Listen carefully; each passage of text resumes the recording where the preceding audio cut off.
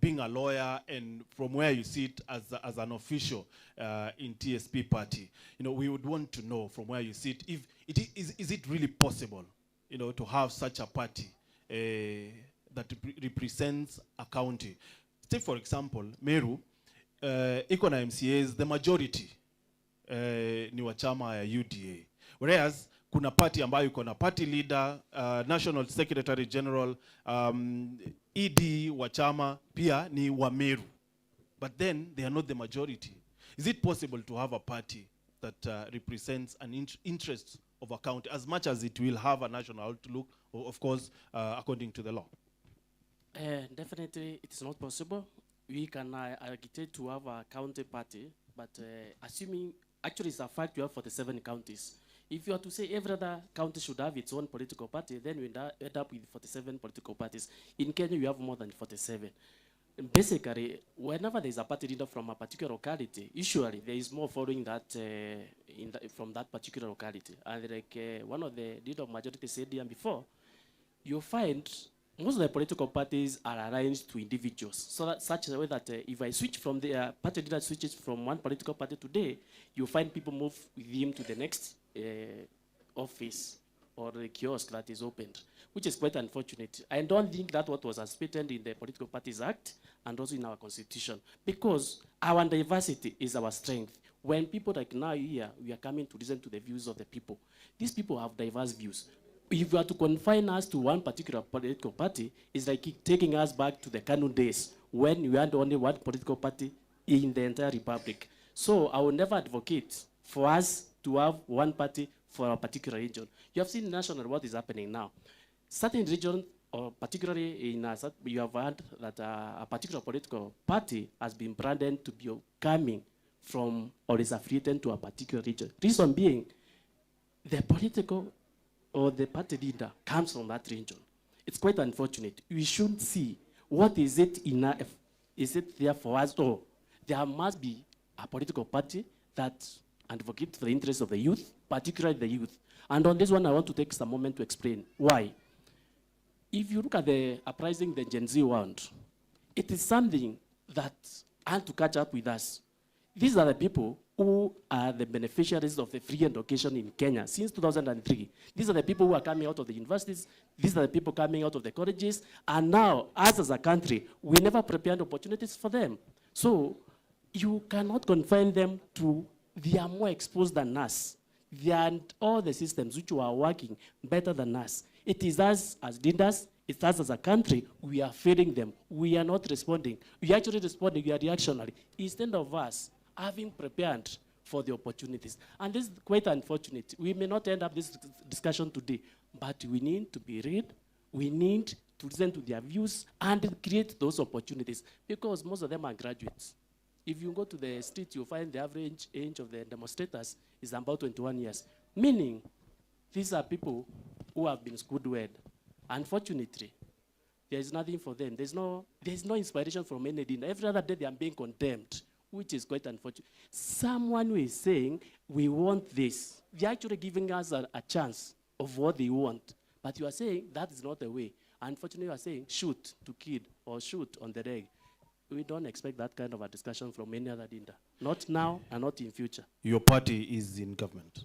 It is in government, but our party, remember, we must hold the government accountable. That is, if you go at our manifesto, and even in our website, you'll find one of the key things that we aspire as TSP is to put the government into account, to hold the leaders into account. And that one means there must be transparency in the decision-making table.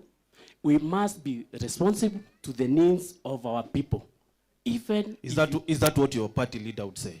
About what?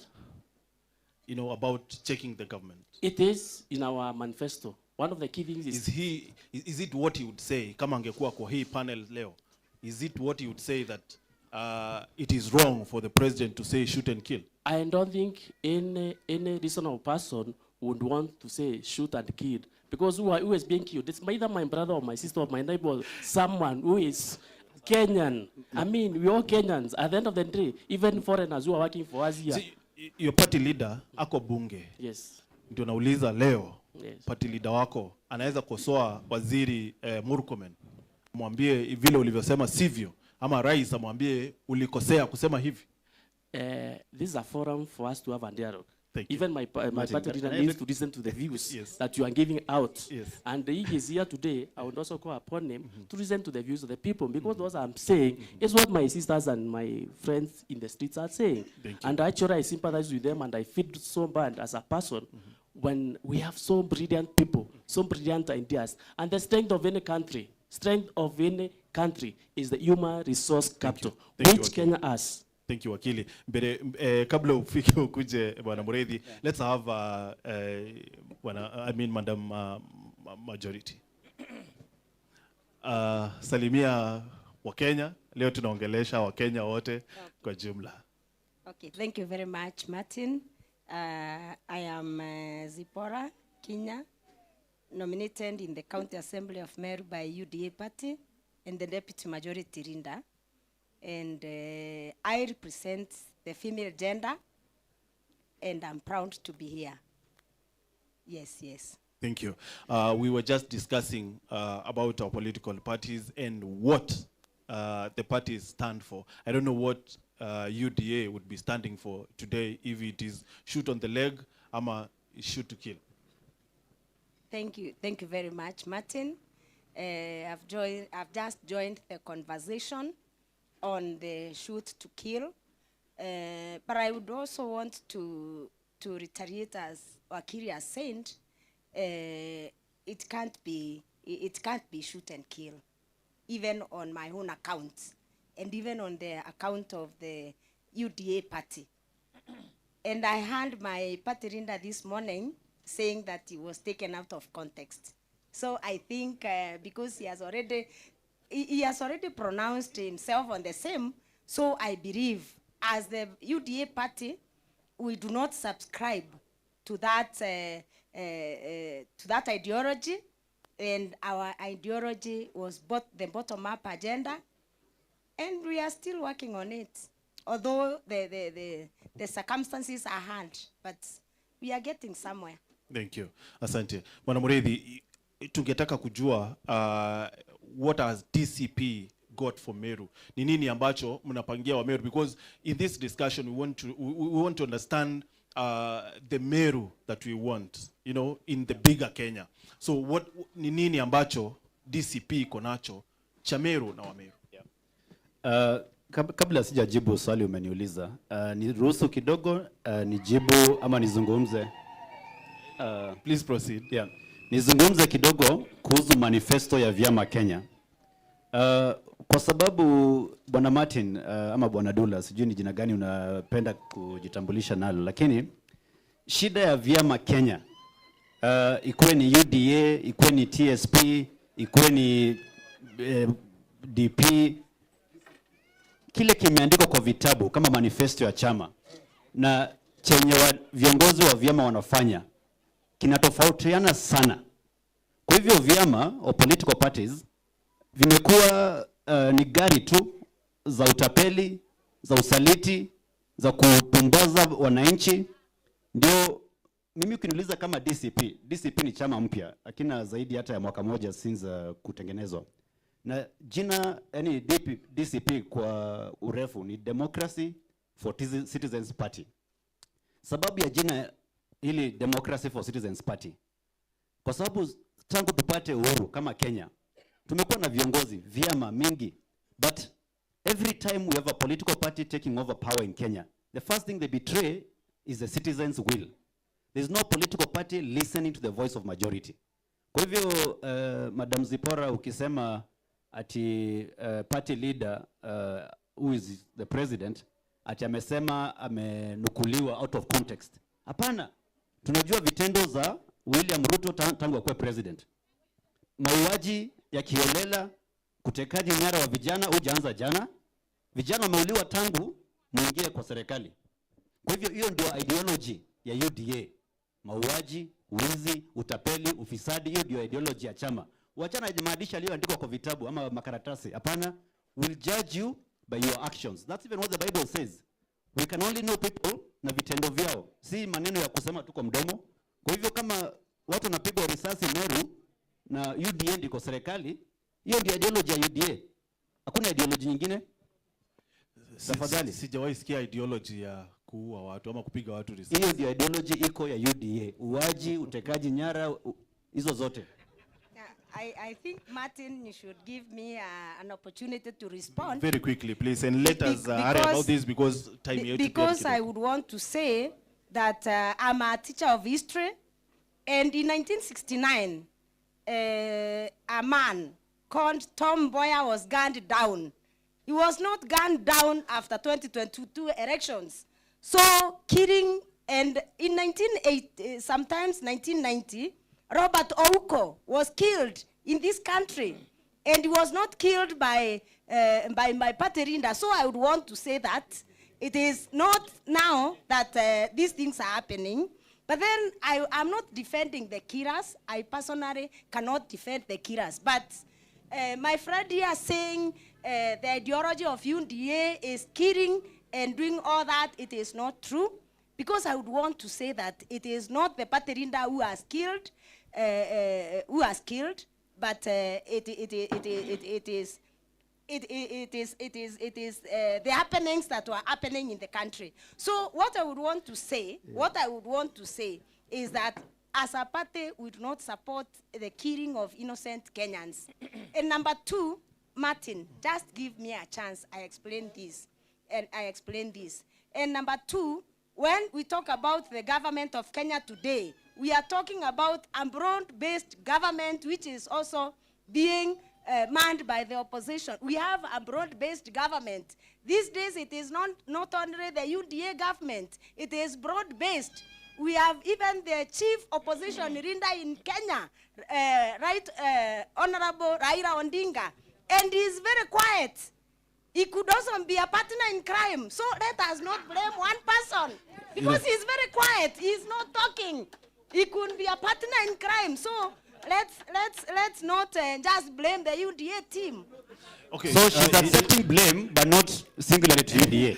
Exactly. Unakubali blame, lakini mlaumu nyinyi wote. You see, without really wanting to dwell on this, Mheshimiwa, Yes. You know, vile unasema that it has been happening kutoka in the 90s, in the 80s, it has been happening. Yes. And now we are in 2025. Are we really justifying this, that it should be happening because it happened in the 80s, in the 90s? Are we justifying this? Please, let us not dwell on that. Let us move on to SG Harper. Let me answer just that one. I've started by saying it is wrong. It is wrong to kill an innocent Kenyan. Even when CS for Interior is advocating for that. I fought those Is actually comments. issuing orders. Personally, I represent UDA, and I don't support all those comments. Thank you. SG, you've been around for quite some time now. Na najua kwa sababu umekuwa kwa siasa for quite some time, umeona vile nchi imekuwa ikienda, na of course pia Meru vile imekuwa.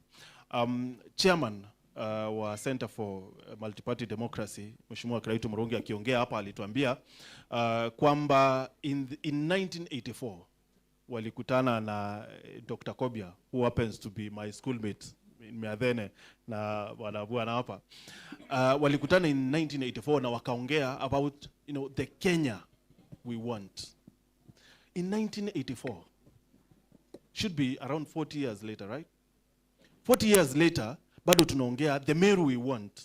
It should have ended in 1990. Mbona tunaongea about a Meru we want now? Why are we not progressing? Thank you, Martin.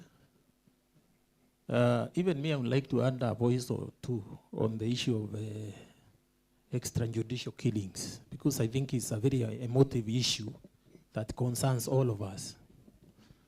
I think the thing is that we must admit that we are a country that is a country of rule of law. And our law is very clear. It is very clear on that issue, that every person is assumed innocent until proved guilty. That is the beginning point. You cannot shoot any person, even if you see him committing a crime, because you have no authority to punish that person without the benefit of trial. and the trial takes place in a court of law. And you must give that person an opportunity to defend himself. So this issue of saying shoot on the legs, or shoot on the hip, or shoot to take to hospital should never arise. It should never arise. That is a violation of our constitution in the first place. And in fact, it would even be a ground for impeachment of a president who tries to shoot someone without trial. That is the beginning of dictatorship.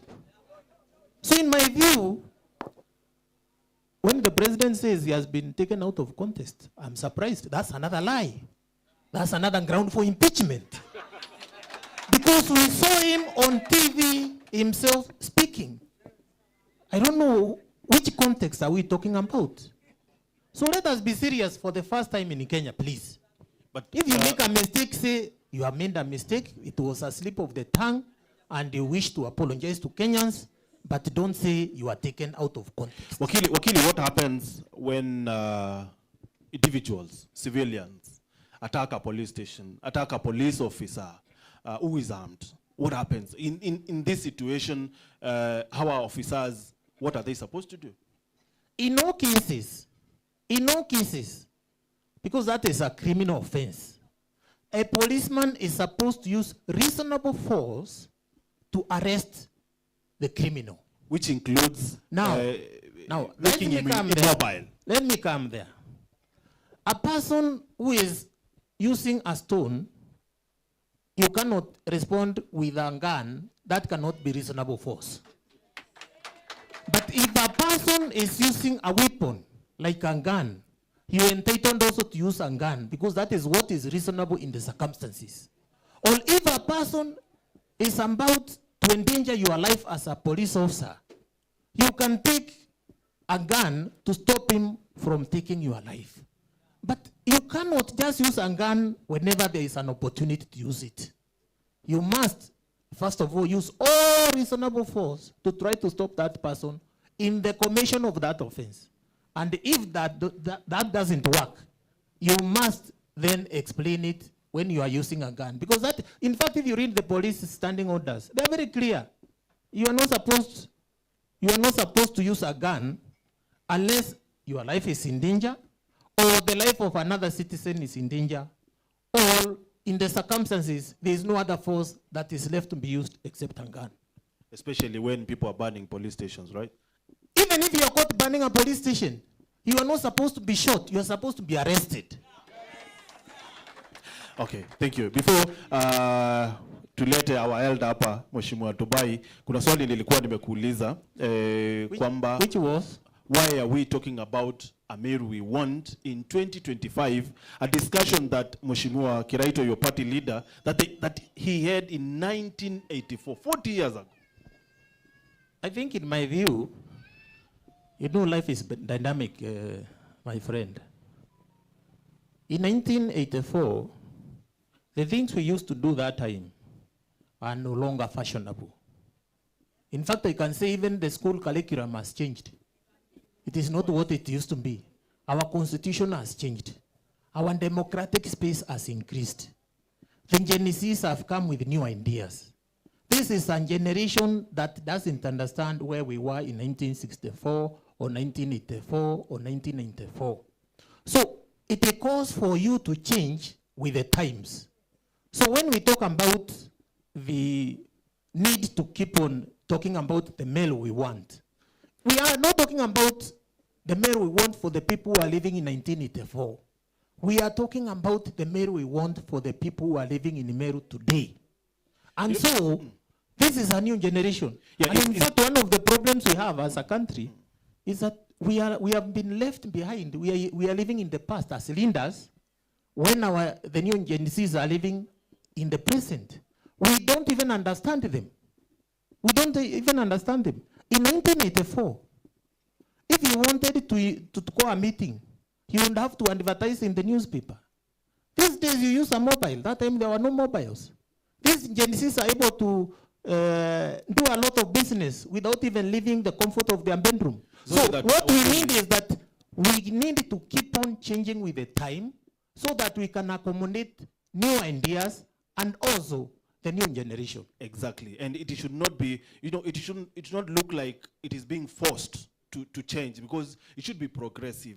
Like change inakuja and we tunaipokea vile tunaendelea, without really having to sit and have a discussion and force things to happen, and people getting short because they won't change. It should be progressive.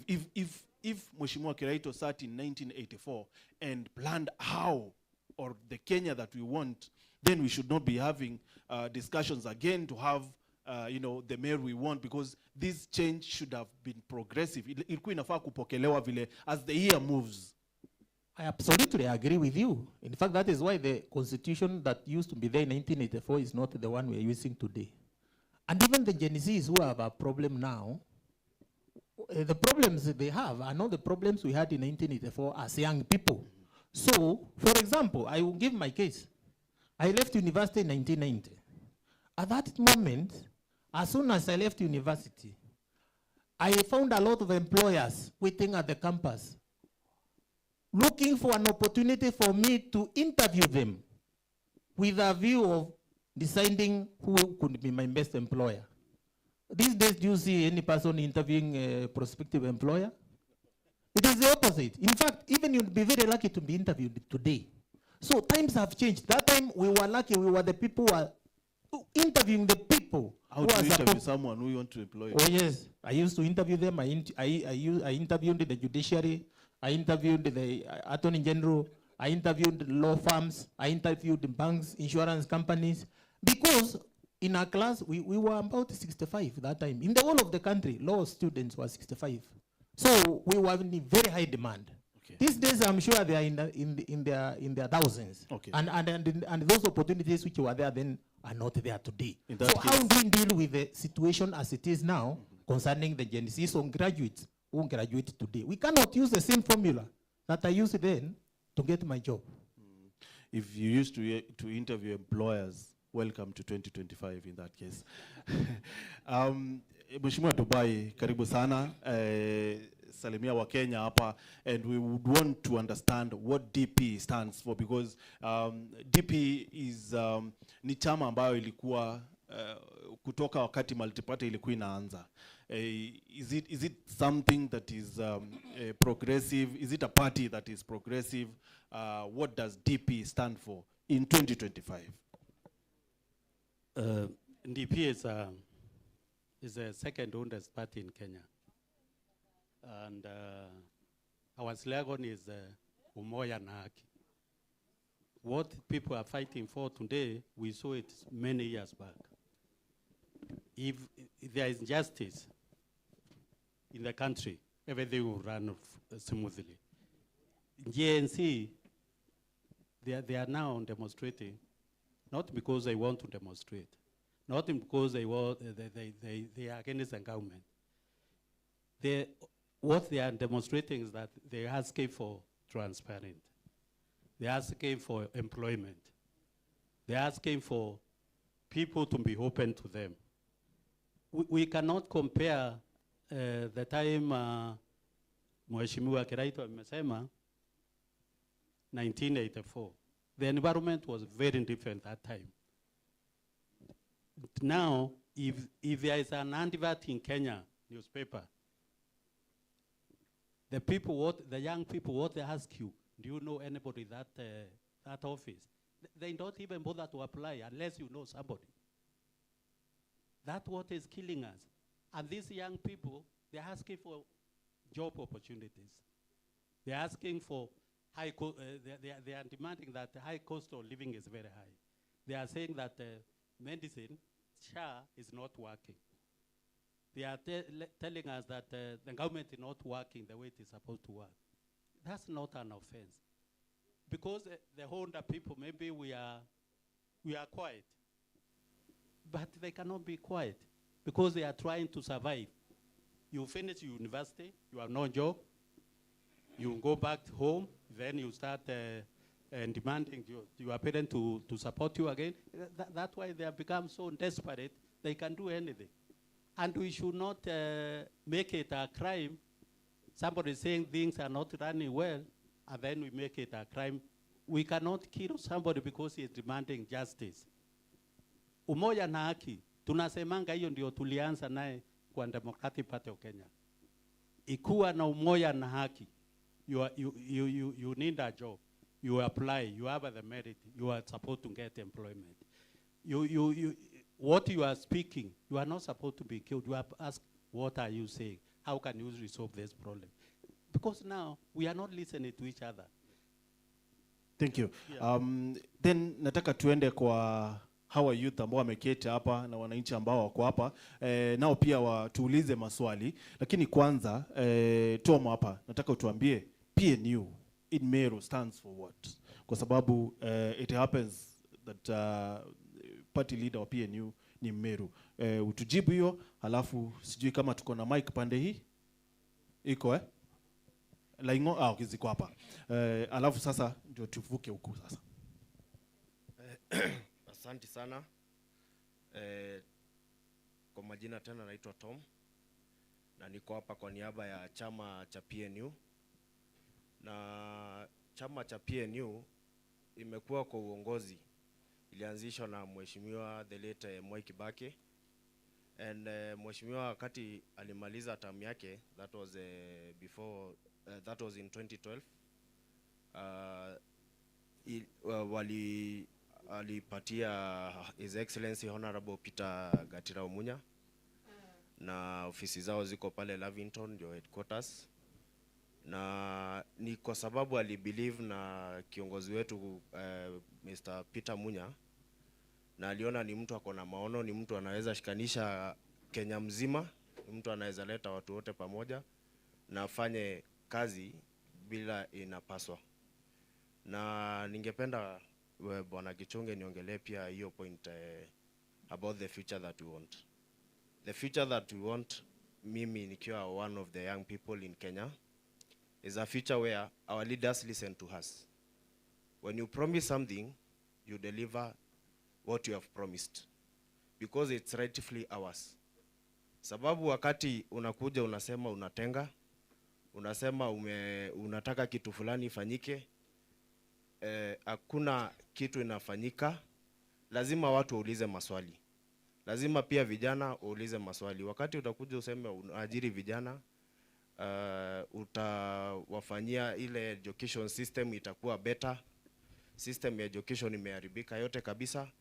Na when these young people question, then they are told our government, our security agencies wanaambia you shoot that person. Ama ukikosa kupiga kichwa piga mguu. So I think the future that we want is a listening future, where the young people have to be listened, where the women have to be listened to, the people with disabilities have to be listened to, and everyone has something to say. Maybe the expression inaweza kuwa people are expressing themselves in a different way, but what we want is a good Kenya, a peaceful Kenya, and where everyone can air their own views without suppression. So, Bwana Gichunge, we all understand, most of us understand that there's a rally that was to happen, that was to start today, and the rally was organized by our Excellency Honorable Peter Munya and Dr. Matiang'i. That was to happen today. Walikuwa anze huko Isiolo to Meru. Kesho walikuwa pia wa visit all parts of Meru County, and it did not happen. And the party leader had a statement. Alitoa statement jana akasema hawezi fanya rally because of insecurity matters. Ikakuwa kuna watu wana organize violence, na ikakuwa sasa itakuwa a bad picture that we tint the party. So in such instances is where people have to sit down and ask if all these parties, mtu akitaka kukuja ongee, we have a representation of so many parties here. We have a UDA, we have Bas Party, we have TSP. So if all these parties, sababu kiongozi anapaswa kuja na maono yake na kuja elezee watu nini atawafanyia. If there's no peace, these people cannot come to us. Hawezi kuja waji-express. And the Meru that we want is a Meru where people can give their leaders space, their leaders are given a chance, and they can talk and they can be heard. Asante sana. Thank you. Asante sana Tom. Now, nataka tufungue hii tupanue kidogo tufike kwa hawa youths na Wakenya ambao wameketi hapa. Tungetaka kujua from you, of course with decorum, tungetaka kujua na wewe from you ni swali gani uko na kwa hawa viongozi wa vyama wako hapa, na unataka Meru ambayo inakaa vipi? Tafadhali. Mike? Yes, the brother.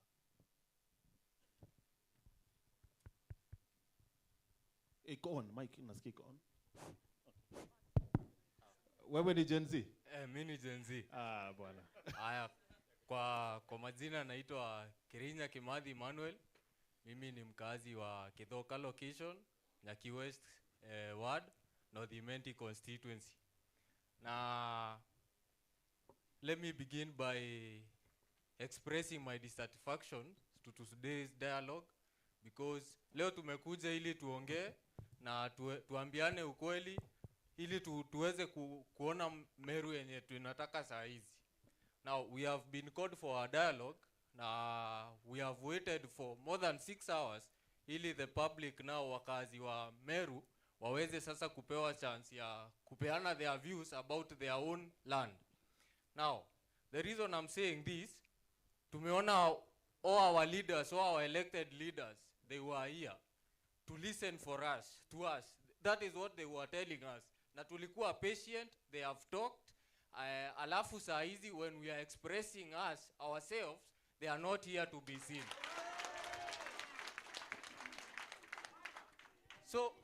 So hiyo ni kitu ya kwanza tunapaswa kuanza kurekebisha leo. So all of those elected leaders wenye walikuwa hapa wakatuambia wamekuja kutusikiza na wakatuambia ati sasa tutaongea na wataweza kuchukua mashida zetu so that they can correct them, wamesha to abandon. So those type of leaders hatupaswi kukua nao come the next election. We don't need them. Now let's the reason I'm saying this is because Meru hapa kwanza kuna vitu zinatusumbua sana. Kuna kitu inaitwa cancer. Tumeanza kusoma report tunazisikia hata kwa Muga FM wanaongeleaga mambo venye cancer cases zimekuwa zikidhulumu Meru. Yet we have offices zenye zinaweza saidia to fight cancer. For instance, si watu wengi wanajuaga kwamba we have an ambassador mwenye anakuaga Netherlands. The reason I'm connecting this story to that office, to the office of the ambassador in Netherlands, mwenye ambaye ni Alima Mucheke, ni kwa sababu in Netherlands they have the best cancer fighting team. They have the best cancer technology team. Yet tuko na mtu wetu wa North Imenti ametoka hapa North Imenti. Yet she can watch na hakuna hata mjumbe wetu hawezi ongea na yeye. At least we get the cancer services, student kama wetu waende wasome huko at least so that we can have knowledge of what we are fighting for against this cancer. Thank you, bro. Atufanyiwe hivyo. Yes, asante sana. Wacha I have the last question. Please, very quick. Na my last question ni to the UDA now nominated MCA. You have said you don't support any killing of the Gen Zs, of the demonstrators, or of the wrongdoers. Now my question is, if you don't support, why can't you, in your capacity as an MCA, lead your party members to condemn that act? Why are you not doing that if you are not supporting the killing of Gen Zs? We need to see that. Let's speak with actions. Thank you. Asante. What is your name again, bro? My name is KIRIKARIKA Emmanuel. KIRIKARIKA Emmanuel, asante. Okay, on to the next. Sawa. Ladies. Okay, please. Yeah, my name is Poshian Moguna. Nakimero bambita ndake Kinya. My first question ni nyi wote acknowledge hiyo order ya kushoot ni makosa. Nyinyi wote acknowledge ni makosa. So my question is, lakini vibani ati hakuna MP hapa. My question is, kama kulikuwa na MP hapa, instead of acknowledging kwetu ni makosa, do something kwa parliament. table a motion impeach the president, ama hata kama ni wewe mtu wa UDA, wewe mrecall, wewe kwa party you have the mandate, na mrecall kwa party kuna discipline, mtia discipline. Si mkuje mtuambie hapa ni makosa, but then kwa parliament amfanyi kitu. Finally, kuna kitu wakili alisema about vitu wanapigania saa hii, sio tunapigania saa hii, walikuwa wanapigania kitambo. I want to say the system is not broken. Haiko broken, wenye wanaitumia ndo wako broken, wanaitumia vibaya. Juu wewe unatumia pesa ya wananchi vibaya, halafu tukiitisha job mnatuambia hakuna opportunities. The system is not broken, nyinyi ndo mnaitumia vibaya. Sasa get back to the drawing board, restructure, tumia pesa vizuri, mtupe opportunities. Asante. Portion Muguna, kananda keki nya. Asante Muguna. Okay, next. Yes, sir. Okay, thank you very much. Majina yangu naitwa Sami Kenywa Faris. Nimetoka Bori constituency, ward inaitwa Kiruanari ward. Niko na maswali mawili. Swali la kwanza na nataka kuipeleka kwa chama ya bus. Juu nimesikia the director wa bus akisema yale wanasimamia kama chama. Na akasema chama yao ina make sure wamama, vijana na watu wa disability wamekuwa nominated wakati wa nominations zinakuja. Kiti ya disability, maana nyinyi mko na wajumbe zaidi ya 20 kwa county ya Meru. Wewe director wa election, kiti hiyo ya disability yenye mlikuwa mpatie mtu wa disability kwa county assembly ulipeleka wapi? Hiyo ndio swali yangu ya kwanza. First of all, ni si director wa elections, ni executive director. Executive director, asante, hiyo kiti kubwa sana. Kiti ya disability hiyo ulipeleka wapi kulingana vile umesema chama yenu inasimamia? Jambo la pili, nakuja hapa kwa nomination hizo mnafanya. Na thank you very much with all due respect to the nominated member of our UDA. Kuna nominations zinafanywa. Na zile nomination mnafanya chama zote, sasa hii swali ni kwa hii chama zote ziko hapa. Ile nomination mnafanya mpatie watu ama wamama. Tumeona watu wakiwa nominated Meru, mtu ananominatiwa zaidi ya mara 4 kwa county assembly ya Meru. Wewe umenominatiwa kama mama, usimamia wa mama. Hatujaiona huyu mtu amenominatiwa hata zaidi ya mara 4, hata kwa village akienda aketi chini na wamama awaambie kazi yake ili anawafanyia assembly ni gani. Nyinyi kama chama, the nomination that you do ni mtu apate mshahara, mama akule mshahara, ama ni asimamie wa mama wengine kwa county assemblies? Hiyo ndio maswali yangu. Asante. Let's pick another one. Good afternoon. Good afternoon. My name is Gladys Misheni, immediate former UDA coordinator, Tigania East. My first question is to my colleague, Mheshimiwa Zipora. Zipi, unajua ile kazi tulifanyia chama, na si kufanya tu kazi, tulizunguka tukiuza manifesto ya UDA. From where you're seated, are we really using the manifesto yenye tuliuzia watu kwa ground? Are we? Utujibu hiyo sana sana, because from where I sit naona ni kama the manifesto was completely swapped. Secondly, from where you sit unaona vitu haziendi poa, there's nothing which is going well kabisa. As a representative of the party in Meru County, tunja kuona one day ukisimama ukisema what is happening is wrong, what is happening is not in order. The only time we saw you so much with a lot of energy is one time, which I won't mention. Si mnajua ni gani? Sitataja ni gani because it's a bit emotional, but kindly tell us why you've not stood kutetea watu, especially kuambia Ruto afanye kazi na ile manifesto tulipelekea watu, because ukiangalia hapa, actually you might be the only UDA member in this uwanja. Hata tent ya UDA hakuna, and then you tell us kama kupanga a small thing like a single tent inawashinda. I mean, can you ask my former party leader, who is also our president, to kindly step down? unaona majenzi venye wanaongea na machungu mob zipi, it is because you guys went and swapped that manifesto. Kindly, can you beg him for us aturudishie ile manifesto tuliuza ndio tuweze kuingia ground, otherwise we went, see we went, otherwise atuambie ni nini ana. Thank you, Glado. Okay. Asante. Let's pick one last one. Yes. And thank you very much. Thank you very much. My name is Mohammed Salim. I'm the SUPKEM chair in MERU and also the Uraia representative. Mine, because today we are talking about political parties, every one of you knows the role of political parties. Just to remind, for the benefit of wananchi, the political party are supposed to promote and uphold national unity, respect and promote human rights and fundamental rights, and gender equality, to promote the principle of constitution, promote rule of the law, promote democracy. Those are the major role of any political party in Kenya. Now my question is, despite you nominating people to represent the party, why don't we see you doing awareness or civic education to wananchi to understand the role?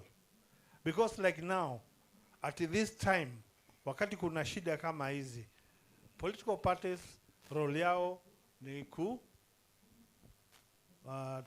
to promote human rights, to promote the rule of law, is to promote democracy. Even if you are not the ruling party at any assembly, why don't we see you creating awareness to this wananchi? In fact, if I can tell you, because I'm a civic educator, most of this wananchi, if you tell them the role of our political parties, very few will know. So my question is, can we see hiyo mikakati? Lastly, one of the problems which you are going to have with the IBC ni kutoa majina ya wale wamekufa katika registrar. Je, nyinyi kama political party, how do you update your membership register?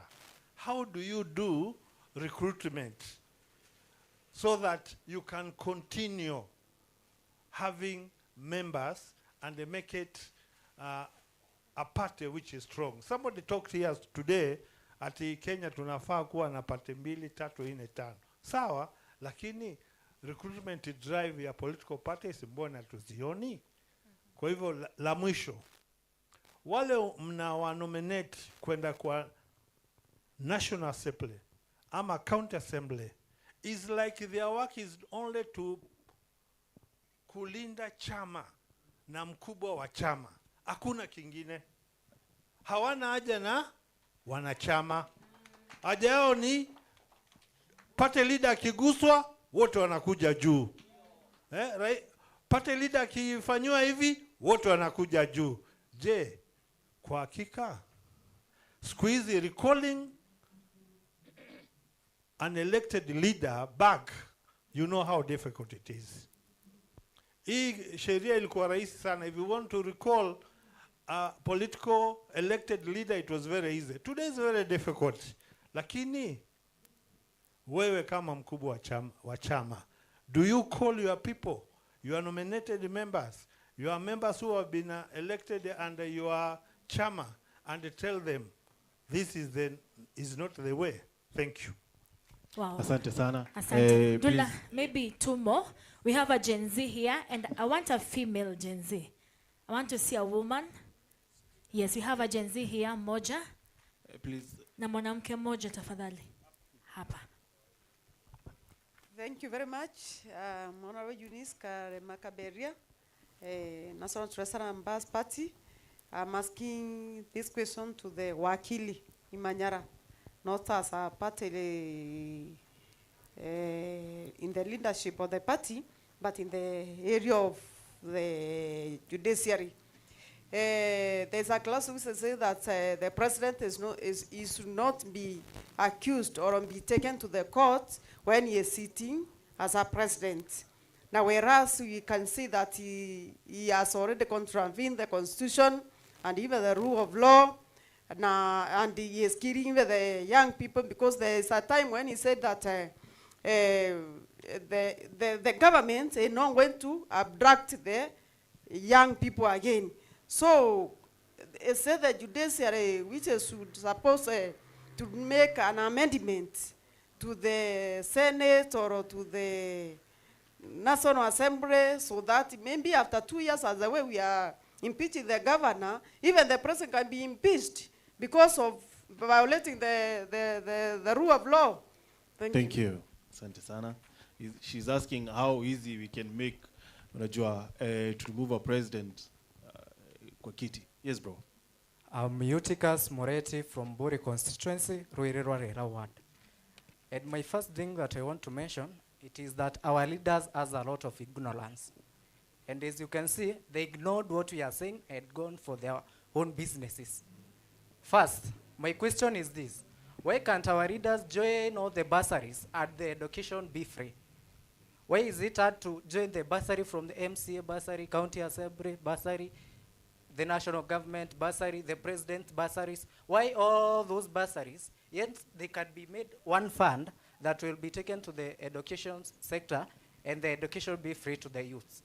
Second, why are the party nominations still opaque? We don't know how the people are nominated in those parties that we have. Why are the parties that they don't have democracy in themselves? The internal democracy lacks in our parties. The last thing, what are the reforms these new parties will make to make sure that the youth get jobs? As we know that the lack of jobs is the main issue that we have in Kenya right now. Let them have realistic strategies that will help the youth get jobs and employments. Thank you. Asante. One last one, please. The lady, okay. My question is, we have been taught that if you want to fight a person with a gun, you must have a gun. Tutatoa wapi guns as wananchi? Tutatoa wapi? What we need is peace, unity and love. That's all. All right. Because we have 2 more sessions coming, I think we can stop at that. What do you think, Dula? Please, please. Yes, yes. Kindly, let's get to the questions and then to push the other session so that we can move on. First of all, about the absence of leaders here is very, very, very shouting. It's very loud that we do not have. Please let us observe silence. Let's have one meeting. Kindly, thank you. The absence ya viongozi ambao wamechaguliwa na kura hapa is very loud. So let's move on very fast. Muguna aliuliza, Mheshimiwa, do you have a say? Do you have like party democracy in UDA? Can you stand up to the president na umwambie what president ile kitu ambayo ulisema that pika mtu mguu, what waziri Kipchumba Murkomen alisema that shoot to kill? Can you stand up to the president na umwambie hivyo, ama to the CS, ukiwa wewe mwanachama wa UDA? Thank you very much, Martin, for that good question. And I would want to say that as a nominated member of the County Assembly, Wakiri Mugambi Manyara mentioned that this country is governed by rule of law. And as a member of the County Assembly, whether nominated or elected, I must work within my mandate. My mandate, and that one directly answers a question that Gladys Kabia has asked, whether what I've been doing to tell the president. It is not within my mandate as a member of the County Assembly of Meru to oversight the president. It is the mandate of the elected and nominated members of parliament to oversight the president. So,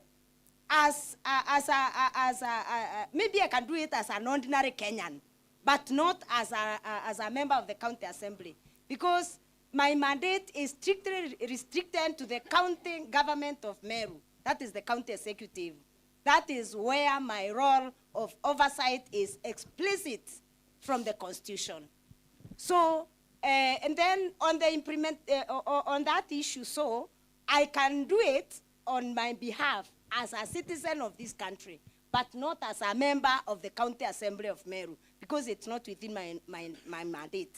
And I know the law, and I cannot really go against the law. But I want to emphasize again and again, I said as a person, as a very, very obedient citizen of this country, I don't support.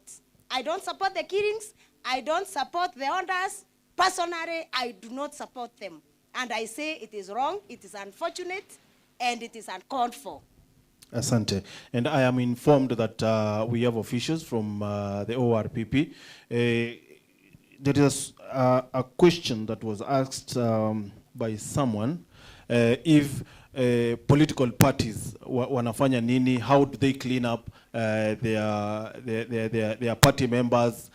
We would want to understand from ORPP's angle. Karibu. God is good, and all the time. My name is Beatrice Nderi. I work at the Office of the Registrar of Political Parties as a Deputy Director of Partnership and Resource Mobilization. And I'm happy to be in Meru and to hear this discussion ongoing. And as an office, our mandate is to register political party, regulate their activities and their processes, as well as administer the political parties fund, an issue that I had in the morning. You know, as a parent, when you have kids, you have always to support them and also be with them as they journey on their way to growing to maturity. And one of the things that I've had here is about the awareness of what the political parties are doing to make their activities known by the Meru people. And I wanted to ask a question. If today, let me pick one party here, DP was having an activity here, by a show of hand, how many would have come for that activity? Vile tu PDF ili announce, ikasema, tuko na activity in Meru, and we are all here. How many would have come if it was only DP while he announced that? Na ukue tu honest, how many would have come? Na hakuna kakitu. So now you see, what percentage is that? Because that is where the problem starts. One thing, we don't trust our political parties. And also by a show of hands, how many here belong to political party genuinely? Like nilienda DP, nikasema mi nataka kuwa wa DP. Nilienda DCP, nikasema nataka kuwa hapo genuinely. Na si ile ati kwa sababu nataka kuvaa in 2027 na hii ndio party naona itakuwa popular hapa Meru. So how many people belong to political parties genuinely?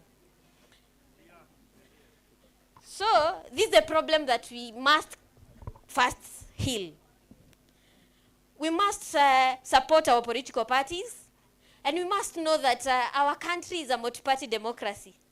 And we can't change that unless we go to a referendum and we change that. Yes, there's that window that you can vie as an independent candidate. But our leaders here can tell you how hard it is to vie as an independent country in this, candidate in this country. So political parties are doing their awareness. But how many of us, ati hata tukiona kwa TV hivi DP alikuwa Honorable Mugambi anaongea, unaambia mama ama your sister ama the person you're with, atoa hiyo enda channel ingine. We must change our mindset about the political parties. And we must join political parties. And as a regulator, we have made it easy. Because maybe in the face of Honorable Mugambi, we don't like That's why we don't join that political party. That is why we are not interested to know what they stand for, what they are doing for this county. So we have made it easy for you as a Kenyan. Join a political party even when you're seated here by dialing *509#. If one of them, Mheshimiwa hapa, what he has talked, you don't like it and you want to leave that party, you belong to PNU and today you want to leave, you just dial *509# and you join a political party of your choice. And where is this information? That's where I'm going. I've just said that we already demonized political parties. And I've started by saying we need to change our mindset. As a country, we normally park issues to do with politics. For 5 years, we'll come back and pick them where we parked them some months or 1 year to elections. And that's where the problem is. Because by that time, right now, we are talking about how we hate this party, we don't like this party, yet we are talking this to kids that are already in Form 4. By 2027, they'll be voters. And that's why we had a problem in 2022 that our youth didn't vote.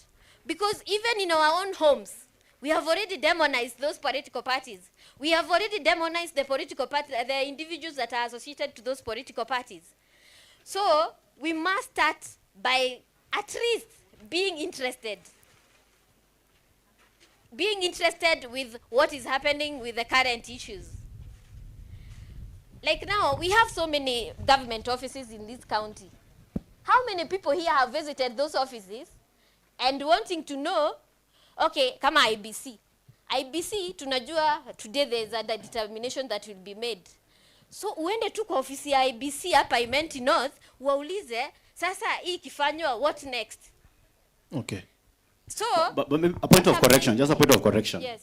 I think it's not fair to accuse people, wananchi, of demonizing political parties. These political parties have betrayed wananchi for so long that people no longer trust them. So it's not mwananchi mwenye akona shida. Hapa Meru tumeona chama ngapi? Tumeona sijui Jubilee, TNA, KANU, DP, you know, they get power. And then the moment they get power, they forget about the people. So how do you want the people to continue having trust in the political parties when these political parties continue betraying the people? So that gospel, preach it to the party leaders. Tell them to be accountable to the people. Then the people will have trust. It's not the people who are the problem. It's the political leadership. These guys who are here. These guys who said they are political leaders, they announce whatever, they have left. Where are they to be accountable to the people? Shida siya wananchi. It's this leadership. And that's what I'm saying, Mheshimiwa, that who are those party leaders? They're also wananchi of this county. We don't know when that party do elections next time, whether one of these people will also be a leader. So we must also take accountable these political parties as institutional of governance, because we heard in the morning that they have political parties fund. Where does that money come from? It's come from us. So we must be interested in them also. Because now the political parties, yes, maybe something happened. But now we are not interested anymore. Thank you. Asante. Now, as we finalize, very pertinent question iliulizwa hapa, SG ningetaka ujibu, that the nominations, why do we not have a party that is the minority party in the assembly of Meru has no PWD in assembly? Well, that's a very good question. Actually, I've seen a lot of accusations, particularly coming or directed at me as the Secretary General of the Mbas Party. But I would like everyone to understand the law. The law is that there are two categories of party nominees. There is a women list and another list called special interest group. The special interest group has three classes of people: the PWDs, the youth, as well as a marginalized group.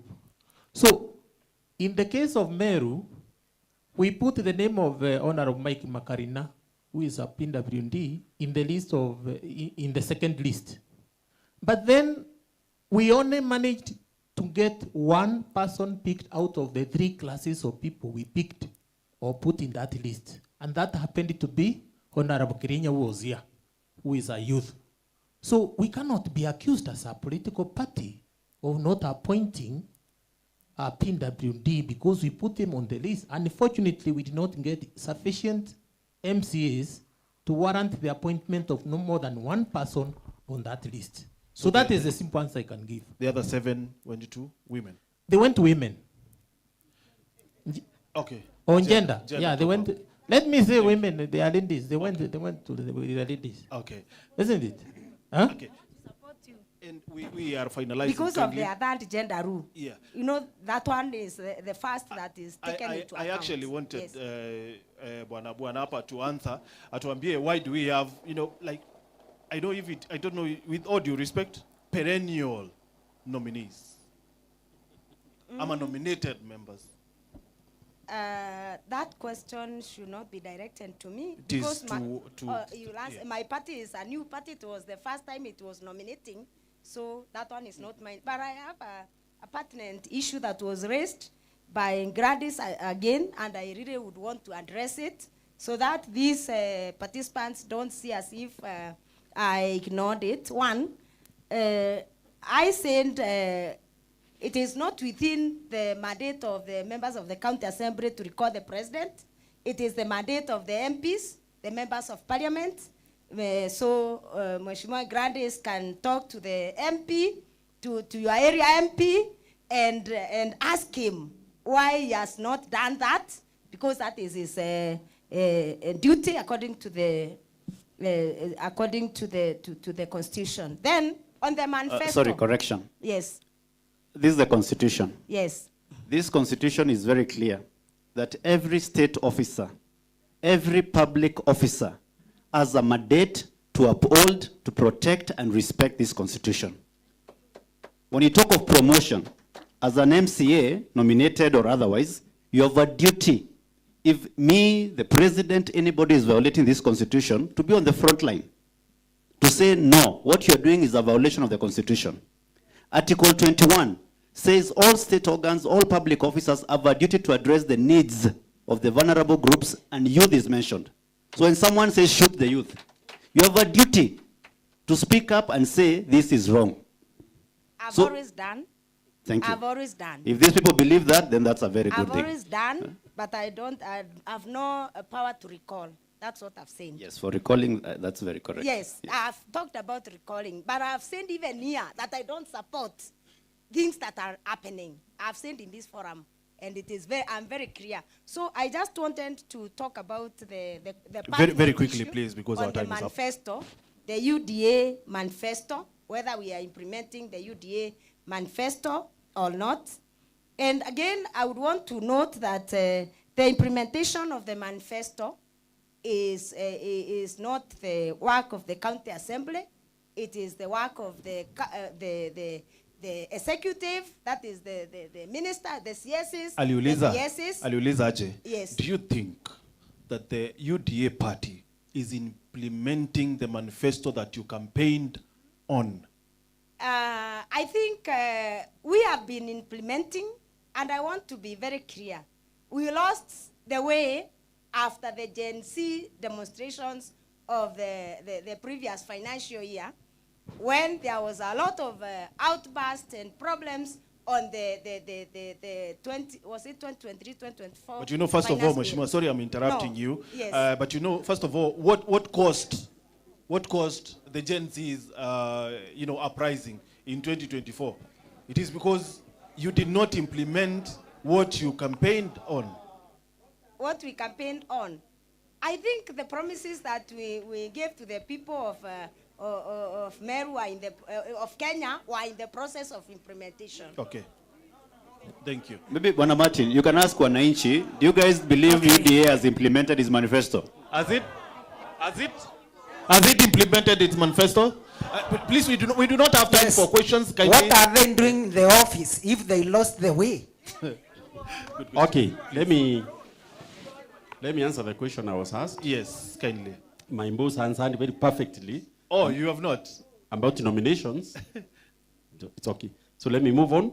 My boss, Honorable Manyara, has answered about nominations, where our party was only able to have one among in the special interest group category, and we got a very vibrant young man, Honorable Benson Kirinya Mwenda, and all of these people know him, and everybody say he gave a value for his nomination. Now, I want to say about there's another kind of nomination in the political party's language, that is fielding a candidate. If, for example, we clear Martin to run maybe for a member of parliament or an MC, that is also nomination. So if you look at our party, we cleared or nominated so many candidates to run for seats, because the youth will not win if they are not given an opportunity to run, as it is won by people who are running for it. So you look at many of our MCs, most youthful MCs in the assembly, I know Mweshumwa will bear me witness, is they are very young, starting with our minority leader, Honorable Mwenda Ivili, starting with our minority whip, Honorable DMK Keogora, even his deputy whip is still in bracket almost. Lately, then, and so many others, like Kangeta MC is a very young man. Now, I want to say, again now about a kind of recycling or keeping on nominating MCs. Let me see what happened is this. Some of us remember the old bus, the Alliance Party of Kenya. Then, tukakuja na Jubilee. Some people are nominating Jubilee, others in PNU. Now, some of the people who are now, we are accused of nominating the land or for the time. I want to ask you, Martin, how long has the Devolution Empowerment Party been there? Devolution Empowerment Party also was rebranded in 2021. It was called Restore and Burundi Kenya. So, I must admit some of the people we are accused of nominating again and again. It is not us. It is only that Martin was a good player wherever he was. I don't think and you're now, truthful. I don't think you're truthful. No. Bwana Aaron. Okay, because now, some of the people that you nominated were nominated in 2013 when Yes. devolution started. Some of them hata walikuwa kwa kazi. That is part of my answer. I'm still coming to that. I want to say now also the general feeling in our party right now. I am still coming to that. But again, if somebody was nominated by PNU and maybe Mbas found a reason to nominate her, we are not accused of now nominating her again. We have only nominated her once. But I want to say currently, as we speak today, even this morning we had a meeting with many of the youths you see around here, and you can see our party is properly branded. Our tunaona na bus attire. We had a meeting this morning. And the feeling, even in the neck and all organs of the party, is that once you're given an opportunity, it's like you're being given at least a basis. Go also now and try on your own. So I want to say, and I want to agree, I am not disagreeing. I want to agree that it is true. People, once umepewa nafasi, ukakuwa nominated, unaweza enda pia unjaribu uombe kura sasa, ushike mwendo. We have seen it happen like Honorable Millie Odhiambo. She was first of all nominated by ODM once, alafu raundi ya pili, tukaona, anaenda. So I want to say generally right now, the current feeling, and I know my boss is here, is hearing, I am telling you, the general feeling in the party right now is that kama bwana was nominated, you should not expect to be always nominated. Chama iko na watu wengi, and chama inataka ukikuwa nominated, hata unaenda unashika mwendo unatafuta kura on your own, then that is what we call growth. And that's what that's the general feeling in the party right now. Thank you. Asante sana. Wakili, as we wind up kindly, tuambie, would you be open to having like a coalition of parties? Say for example, Upper Meru. I know you belong to a party that is not rooted very well here in Meru, but would you be open to a coalition of parties from a certain county? First, in order to get into a coalition, you must have a purpose. So first, to have a coalition in Meru, what is that need or cause that you want to support? I think we leave our people to make their decisions, and the youth, particularly the Gen Zs, have shown us the way. Let's listen to the people. Let's do what is possible for them. And I think, and I want to encourage everyone here, particularly the Gen Zs, you have shown us the way. So many of us are supporting you, and we need you for this country to transform. And for the political parties, I think we should not confine ourselves to the political parties of a particular region. Otherwise, we are balkanizing our country. You are going back to this one-party state.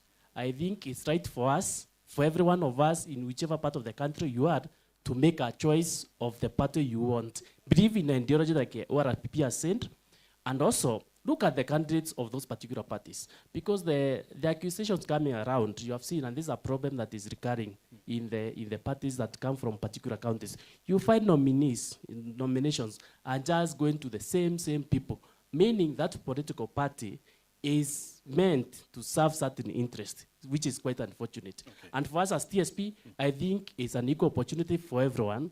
And I think as a country, we should just also move beyond political parties. We should look for individuals who are out to implement our constitution, who have the needs of our people at their heart, and who have shown the way before, and you can naturally listen to them. Again, let's be objective as we make our decisions as a country. We need everyone to be alive. We need everyone to be safe. We need everyone to be doing economically well. Thank you, Wakili. Wakili mwingine. It seems like ni mimi na wewe tu bwana hapa tuseme wakili, but okay. Oh, okay. Muridhi, how did it make you feel ukisikia mtu ako Meru County anasema chama ya DCP si chama ya Meru, because there could be that kind of a talk? The answer is also in the constitution. Kwa sababu katiba inatuambia kwa kipengele cha 21 Kenya ikubaliwi kukuwe na vyama vinatengenezwa kwa ajili ya dini, lugha, kabila ama eneo. Kwa hivyo hatupaswi kuwa na vyama vinashughulikia eneo fulani ama kabila fulani. In reality, we know that parties have the strongest following where the party leader comes from. But that is not a basis for a political party. Now, I made a point, and I'll reflect on what Mheshimiwa Kiraito and Bwana Mugambi amesema. Ati what we are fighting for now as the youth of Kenya, it's different from what they were fighting for in 1984. I beg to differ. Zile shida tuko nazo saa hii ni zile shida zilikuwa wakati wa independence. Tunapigania haki, tunapigania mamlaka mzuri, tunapigania ugatuzi, tunapigania haki za binadamu, haijabadilika. So as long as the political parties don't believe in the constitution, hata manifesto hakuna haja. Kwa sababu these leaders watakuja hapa watuambie niko na manifesto, bottom up, pesa mfukoni, salale, vitendawili nini, alafu wakishaingia hakuna kitu wanafanya. So let's listen to these leaders. Kama mtu ana believe in katiba, and he lives it, not even saying it, lives that doctrine. Because hata sisi wananchi tuko na shida. Mtu anakuja tunajua ni mwizi, aliiba vitu, sijui ameua watu, sijui Kiambaa, sijui aliiba shamba, na tunampigia kura. So hata ile shida tuko nayo, si ati hatukuambiwa. I think the former president even at some point said, hii barabara mnafuata, mtalia, na sisi tunalia. So let's also be accountable. Okay. My parting shot, the youth, don't give up.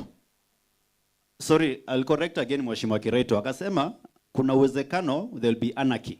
Hakutakuwa na anarchy, there'll be no anarchy, because we are not fighting for anarchy, we are fighting for rights. So let's keep fighting. Let's keep fighting. No, there'll be no anarchy. And you see, Mheshimiwa Kiraito quoted, he said, revolutions always lead to anarchy. No. Mao Zedong that he quoted, he started the People's Republic of China in 1949. Is China successful now or not? It is successful. Is there a war in China? Nope. Fidel Castro started Cuba as a revolutionary, as a young person, 30 years old. Is Cuba a failed state? No. So msizu uoga, muambiwa ati mkipigana, ati Kenya itasambaratika, tupigane mpaka mwisho, and we'll have a good country. Let's keep fighting. Asante. As you say that, na tukimalizia tafadhali, very briefly, sijui kama ulikuwa Kenya wakati your party leader, Mheshimiwa Rigathi Gachagua, alikuwa anasema kwamba alienda kwa harusi ya wenyewe na gari ya kuomba. Meaning that alienda bila chama, and that is why I was asking, how does it make you feel mtu akisema hii si chama ya Wameru, if you relate? Yeah. Briefly. I think Mheshimiwa Gachagua was addressing himself to the betrayal, usaliti. Because we all believed what UDA told us. Walikuja katuambia tutafanya. So even Gachagua was part of the victims of that. Let me elaborate. Yes. What actually Gachagua meant is that he did not have a party of his own. Thank you. Yes, but he believes that maybe having a party that is from the mountain or from this region might help. Asante. But I'm saying that might help for now. But in the long term, we need parties that are believe in the Constitution. We need leaders that believe in the Constitution. Okay. Otherwise, actually, it's a warning. Let me warn even my own party, DCP. And nantambia regarding who is my party leader. Sahi, tunazunguka kama DCP, kama, DP, tukiambia wananchi, Arambe, mnasema nini? One term. And we are saying Kenyans hate Ruto. Ama people don't want Ruto. But the party that wins the next election, or the coalition that wins the next election, if you betray these citizens, that's when you'll experience a proper revolution. The French Revolution. Tutakata, watu watakata mashingo hapa. People need to be careful because you cannot keep promising people the same thing 60 years after independence. Na unakaa ukikiuka, unakaa unaambia watu nitafanya na ufanyi. So we really, all of us as political leaders, hii siasa ya pesa, kupea watu vijana pesa, alafu kiingia unaiba, that has to change now. That has to stop now. Asante. Thank you, Bwana Mureithi. Asante.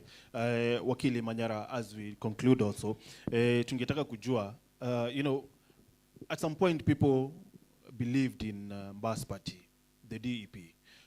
People believed in DEP, but what we have seen after election, actually after the second impeachment, former governor, is not what people maybe would want to have a party look like, and Mheshimiwa Kiraitu hapa alisema you have 7 cases against him. So how is Mbas Party doing right now, a party that the MERU would want to relate with? I think before I answer that question, let me say something that I would be very unfortunate to leave this place without saying. The youth in this country, I think we are not really hitting the nail on the head. What is the real problem? The real problem is hopelessness. These young people are educated, they are determined, they are hardworking, but there are no opportunities. And yet, we are a very corrupt and wasteful country. We have a lot of money that we are wasting. For example, we go and remove the roof of State House. We spent 2 billion shillings, and it was not leaking. That money, if it was given to the youth at the rate of 50,000 shillings each for them to have small startup businesses, it could have assisted 40,000 young people. And that's about 1,000 in every county. That was money that was wasted because it wasn't necessary to change that kind of roof. Now, we are investing on a road from Limuru all the way to Mau Summit. We are injecting 19 billion shillings starting this month. 19 billion shillings, if you were to divide it by 50,000 shillings for the youth, you could have empowered 1.8 million youth to start businesses. But we need roads, don't we? Now let me tell you this. If you had 1.8 million youth or 50,000 shillings each of them would employ at least one person. That means you have sorted 3.8 million youth. Now, which is more important? Spending money is about priorities. You don't go buying shoes when you don't have food. Okay? You don't go constructing roads when the youth are unemployed. You put the money where it is required first. And so I am saying these youth require to be factored in our everyday life. If you look at our budget... Are you suggesting, Wakili, that instead of building a road, we share that money to the youth? Absolutely. Instead of going... let me tell you this. Instead of putting money on a road, and already the road is tarmacked, wataenda tu wachimbue waweke rami ingine.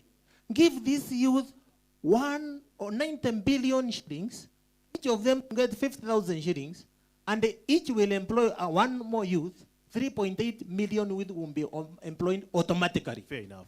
Now answer my question. Now, what was your question? My question is, how is Mbas doing? Because, you see, people were expecting that they will relate to a party that, because at some point, mulisimama pale Bomas of Kenya, mkatuambia Mbas haitauzwa, Mbas haitapakiwa, Mbas haitapeano.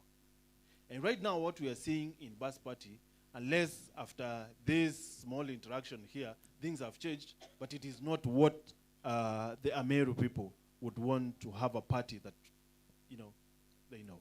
Let me say this. Bus haijauzwa. Bus haijakondeshwa. Bus haijapakiwa. It is still on the road. But there have been some small differences within the bus party. You call them small? They are small and minute, in fact irrelevant. In fact, from here, I'm going to sit down with Mheshimiwa Kiraito Murungi, who is my party leader. Na tutakunywa can drink in the evening and we resolve those disputes. Now, because you can see, you know, even, in fact, I wanted to correct him when he was here. He said that I have filed cases against him in 7 courts. I have never sued the name Honorable Kiraito Murungi. It is true I have cases with the BAS and other people like Abwana, who is now my friend, but I have had the respect of never suing Kiraito Murungi. So actually to resolve my issues with him is very simple. It's just over a cup of tea. So what I am saying is that we will address those issues, and I agree and I should apologize that we have really washed our dirty linen in the public and the people think it's a very big problem, but it is not. Thank you. Asante sana. Mheshimiwa Ndubai, do we have like timelines? How do I call it? Kuna wakati ambao chama inafika, inakufa. With all due respect to the DP party, right now, after the appointment of Mheshimiwa Geoffrey Ruku, you do not have amna MP kwa National Assembly. I think kwa County Assembly you only have 1 or 2 MCAs. So is it like chama yenu imefika mwisho? Like now we should, you know, have DP is dead and now we move on to other parties like BAS and TCP and stuff? No, I think the challenges with Kenyans, they want new things. They want to unshatter an old road. That's what happened last election, 2022. People rushed to a political party which they never knew. They never knew the leaders. They never knew the manifesto. That's why we are in this problem. DP, it has been there for, I think it's 35 years now. And we are moving on. Regardless of our Mheshimiwa being appointed as yes, it was a fight because Justin Muturi and resigned. He wanted to dilute Democratic Party of Kenya. That's why RUUJU was nominated. We knew the game, what is happening. We are moving there. And the by-election coming, I think DP is going to take it again. Thank you. I think I want to react on Mheshimiwa Mesema. Very quickly, please. Barabara there, roads are necessary. Education is necessary. Our youth employment it is necessary. The question we should be asking, the previous government, they have been doing well with maybe less revenue than what this government is. We had better healthy facilities, we had better education, we had better roads. What is happening now? This government is collecting more money than Jubilee government, than Mwai Kibaki government. What is happening? Because they are taking, they are corrupting, even money being corrupted. They are taking every money. They will tell you Kibaki did not have devolution. Counties. Kibaki had never devolution, but he started it. Devolution is, without devolution will perform better. Because now services are near the people. Thank you. People are supposed to tell which development they want in the villages. Because now the money has gone to the villages, they have gone to counties. We should be doing better. I think devolution is the best thing we could have happened in Kenya if it is being managed properly. That's the best thing system we can use to develop Kenya at a very, very high rate. We could have changed the country. Even CDF has never been used properly. Since, I don't know, is it 18 years, we could have developed our country better than what we are doing now. Let's say You know, tukiangalia watu wanatafuta political party because maybe you want to be in power. Unafuata mtu anaenda na kanisa, he tells you lies. Tulifuata sisi wote, tukaambiwa uongo, tukaambiwa everything in the church. We believe this person was God sent. Asante. Now we are suffering, all of us. Thank you. Tom, as we conclude, alafu tupatie mheshimiwa hapa tumalizie. Now as a youth in PNU, what vision do you have for these youth that are here, very frustrated, very angry, and not very happy about, this government and previous governments? Thank you, Bwana Martin. PNU is a party that has the best candidate. Actually, is vying for the governor of Meru County. Is the best candidate that we have. Is a person who cares about the youth and about his performance. Let me highlight that. He was in the last government. He was the cabinet secretary for agriculture. And he did marvelous. He did so many things, and we all know what the things that he did. So he's a good person. He's a person who has a lot of energy to work for his people, and being entrusted. Sorry? The youth. Yes. And so he's a person who has so much focus on the young people. And for that, in that case, any youth who want to vie in any political seat, you are very welcome. The party leader loves the young people.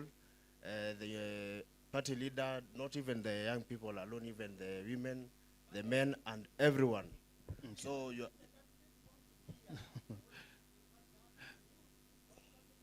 Okay, please conclude so that party. So thank you so much. The party will be on the ground. Now officially it was being revamped and there are so many structures. Na tungependa kuambia watu wetu, especially the young people, let us not keep quiet when things are not working. Sa ile State House kuna jengwa church ya billions, you don't have to be silent. Ndio tungoja 2027. You have the platform, the Gen Zs, air your views, semeni na muongee na leaders, they have to listen. At the end of the day, that is what they promised, and they have to deliver. But thank you so much. Asante. Now our leader is very positive. Thank you. Sorry, Martin, just one minute. A minute. I just want to make one point. See what hapa, isipokuwa UDA. We are one opposition. We are currently united. Najua kutaka kupiga shetani, lazima nyinyi wote mkue kanisa moja. So let's remember we are one opposition, and our first goal ni kutoa nani? Harambee. Mheshimiwa. Thank you. Thank you very much.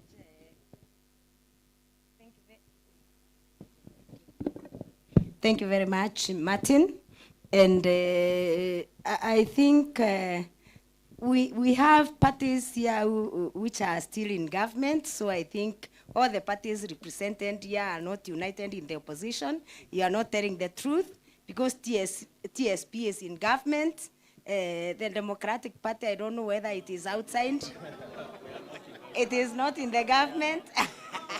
DEP anyway, is in government. DEP has not said whether they are not in government. Let's say they are divided. They are divided. The party leader says they are in government, and then the Secretary General says otherwise. Anyway, that's a story for another day. Please conclude. Let me make a few remarks as I conclude. Let's take a minute.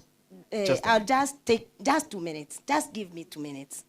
I'm in agreement that the young people, the youth, need a lot of support, as Wakiri has said.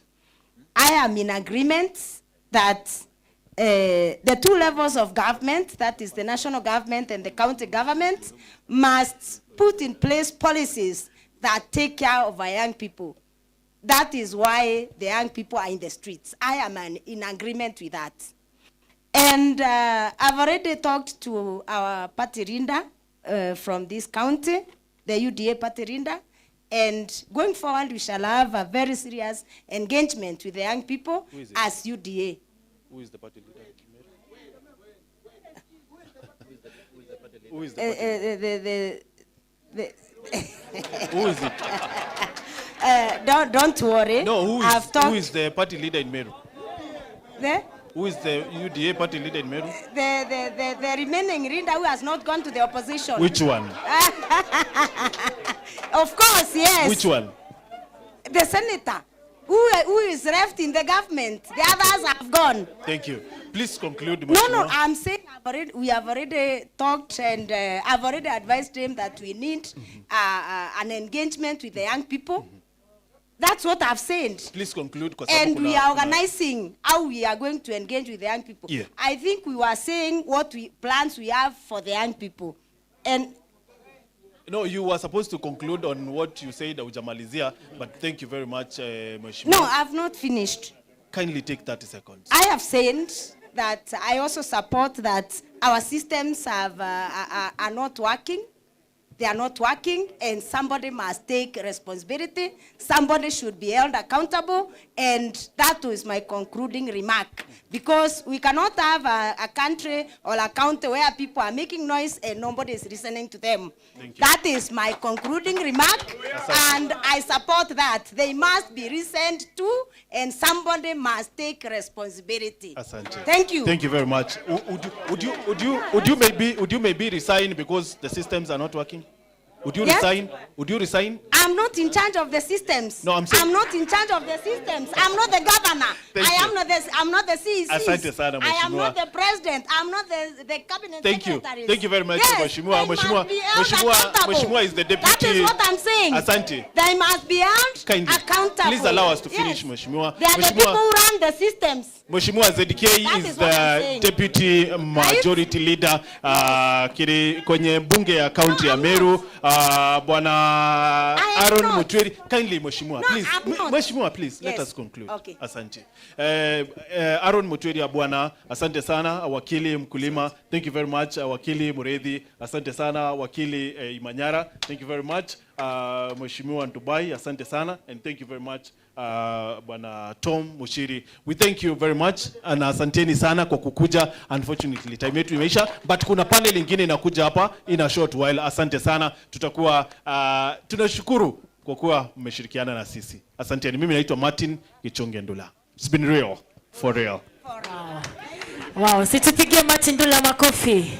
Let's appreciate the panel, to appreciate our panelists. Najua hawajatujibu, si ndio? Tuko na maswali hatuna? Tuko na maswali. Lakini we have another session.